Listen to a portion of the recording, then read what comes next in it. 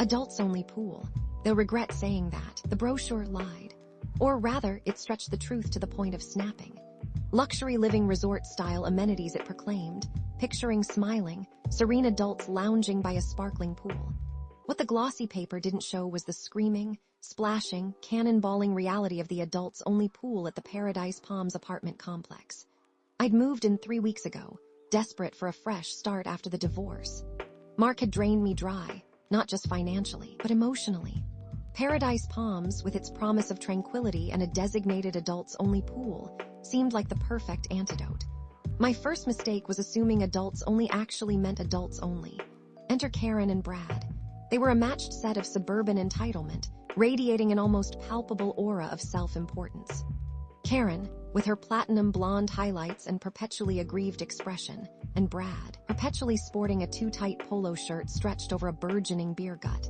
They had 2 kids, a boy, maybe 7, and a girl around 5, who behaved as though the entire complex was their personal playground. The pool was their favorite stage. On my first visit, I'd managed to snag a lounger tucked away in a relatively quiet corner. I just opened my book, ready to lose myself in the pages, when the shrieking started. "Watch me. Mommy, watch me," the little girl, clad in a neon pink swimsuit that clashed violently with her sunburnt skin, was doing her best to create a tidal wave in the shallow end. Brad was supervising from the poolside, scrolling through his phone, occasionally grunting in acknowledgement. Karen was nowhere to be seen. I sighed. This was not the peaceful oasis I'd envisioned. Politely, I approached Brad. "Excuse me," I said, trying to keep my tone neutral. "I believe this is supposed to be the adults-only pool." He looked up, his expression conveying mild annoyance that I'd interrupted his important phone business. "Yes, so the rules state no children under 18. I gestured vaguely towards the sign. He scoffed. "They're just swimming. It's hot out. What's the big deal?" "The big deal is that I moved here specifically because of the adults-only pool. I wanted some peace and quiet." He rolled his eyes. "Lady, relax. They're not hurting anyone." I gritted my teeth. "Actually, they are. They're disturbing everyone who came here for some peace and quiet." I glanced around, noticing several other residents casting irritated glances in our direction. Brad just shrugged and went back to his phone. Whatever. That was my first encounter with Karen and Brad. It wouldn't be my last. Over the next few days, the situation escalated. The kids were constantly in the pool, screaming, splashing, and generally terrorizing anyone who dared to try to relax. Karen joined the fray, often yelling at her kids to behave while simultaneously egging them on. I started documenting every violation, every scream, every cannonball. Photos, videos, timestamps. My phone was becoming a chronicle of their pool-related offenses. I felt like a neighborhood watchman, but no one else seemed to care enough to do anything. I took my evidence to Maria at the front desk. Maria was a sweet woman, but she was clearly overworked and underpaid. She listened patiently to my complaints, her eyes filled with sympathy, but her hands were tied.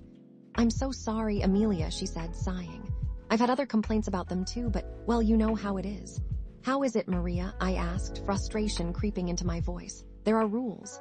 Why aren't they being enforced?" She shrugged helplessly. "I've talked to Bob, the head of the HOA, but he doesn't want to make waves. He says we should try to resolve things peacefully." Peacefully? I tried peaceful. It didn't work. Bob, the HOA president, was a well-meaning but utterly spineless man. He was all about community harmony, which apparently meant letting Karen and Brad do whatever they wanted. "We need to be understanding, Amelia," he told me during a brief phone call. "They're just trying to enjoy the summer with their children." "But what about the rest of us who are trying to enjoy the summer without their children?" I retorted. He mumbled something about finding a compromise and ended the call abruptly. Clearly, I was on my own. I decided to do some research. I dug out my copy of the apartment complex bylaws, a dense, multi-page document filled with legalese. I spent an evening poring over it, highlighting anything that might be relevant. And then I found it. Tucked away in Section 4, Subsection C, Paragraph 2, was a seemingly innocuous clause about parking restrictions. Residents were only allowed to park in designated parking spots, and any vehicles found parked illegally would be subject to immediate towing. Brad, I had noticed, had a penchant for parking his oversized pickup truck in the fire lane while he popped in to grab something from the apartment. He did this at least 3 times a week. I smiled. Petty revenge, here I come. The next time I saw Brad's truck parked in the fire lane, I didn't hesitate. I called the towing company listed on the no parking signs and reported the violation. Within 20 minutes, Brad's truck was being hauled away. I watched from my balcony, a small, guilty pleasure bubbling up inside me. A few hours later, I heard the commotion. Brad, red-faced and furious, was yelling at Maria at the front desk. "Where's my truck?" he bellowed. "Who called the tow truck?" Maria, looking terrified, stammered something about parking regulations. Brad's tirade continued for several minutes before he stormed off, presumably to retrieve his vehicle.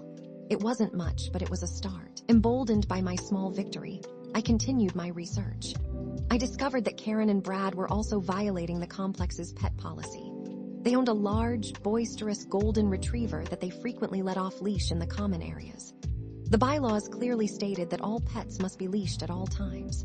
Again, I documented photos and videos of their dog bounding across the lawn, chasing squirrels and terrifying small children. I sent my evidence to Bob, along with a strongly worded email demanding that he take action. This time, Bob actually responded. He sent Karen and Brad a warning letter about their dog, threatening them with fines if they continued to violate the pet policy. I felt a surge of satisfaction. My petty revenge campaign was gaining momentum. One afternoon, while lounging by the pool, yes, I was still trying to enjoy it despite the chaos, I struck up a conversation with an elderly gentleman named David. David had lived in the complex for over 20 years and knew everything about its history and its residents. He'd been observing my interactions with Karen and Brad with a twinkle in his eye. "You're fighting the good fight, my dear," he said, chuckling. "They've been pulling this kind of thing for years. No one's ever had the courage to stand up to them." David became my confidant and my mentor. He shared stories of past HOA battles, offering valuable insights and strategies. He knew all the loopholes and the pressure points. "You need to hit them where it hurts," he advised. "Find something they really care about and then use it against them." I pondered this for a while. What did Karen and Brad really care about? Then it hit me. Parties. They loved to throw loud, boisterous parties, often late into the night, disturbing the peace of the entire complex. The noise ordinance was my next target. I started keeping a log of their parties, noting the dates, times, and the level of noise. I made sure to call security every time the music got too loud, documenting each call with meticulous detail. The security guards, initially reluctant to get involved, started to respond more quickly as the number of complaints piled up. They issued several warnings to Karen and Brad, threatening them with fines if they didn't keep the noise down. The parties became less frequent, and when they did occur, they were significantly quieter. I was making progress, but I still hadn't addressed the core issue: the pool. Karen and Brad continued to bring their kids to the adults-only pool, seemingly oblivious to the rules and the growing resentment of the other residents. Then, I overheard Karen talking to another resident about her daughter's upcoming birthday. She was planning a big party at the adults-only pool, inviting dozens of children. That was it. That was the final straw. I knew I had to do something drastic. I couldn't let them turn the adults-only pool into a children's water park. I confided in David. He listened patiently, nodding thoughtfully. "We need to stage a protest," he said. "A silent protest." He explained his idea. On the day of the party, we would all arrive at the pool early, armed with books, magazines, and noise-canceling headphones. We would claim all the lounge chairs and completely ignore the party. "We'll make it clear that we're not going to let them ruin our pool," David said. "We'll show them that we're not going to back down." I loved the idea. It was passive-aggressive, but effective. I started spreading the word, talking to other residents who had complained about Karen and Brad. To my surprise, many of them were willing to join the protest. They were tired of being bullied and ignored. The day of the party arrived. I woke up early, feeling a mixture of excitement and anxiety. I packed my bag with a book, sunglasses, and my noise-canceling headphones. When I arrived at the pool, I was relieved to see that several other residents were already there, setting up their lounge chairs and preparing for the silent protest. David was there, of course, a mischievous glint in his eye. Soon, the pool area was filled with adults, all quietly reading or listening to music, completely oblivious to the children who were beginning to arrive. Karen and Brad arrived with their daughter and a gaggle of noisy, excited children. They looked around, confused and irritated by the sight of so many adults occupying the pool area. Karen marched over to me, her face contorted with anger. "What do you think you're doing?" she demanded, her voice dripping with hostility. I calmly put down my book and looked at her. "We're enjoying the adults-only pool," I said, my voice steady. But I have a party planned. This is my daughter's birthday. I'm sorry to hear that, I said. But this is the adults-only pool. There are rules. You're being ridiculous, she shrieked. You're ruining my daughter's birthday. Perhaps you should have planned the party at the family pool, I suggested, pointing towards the other pool area.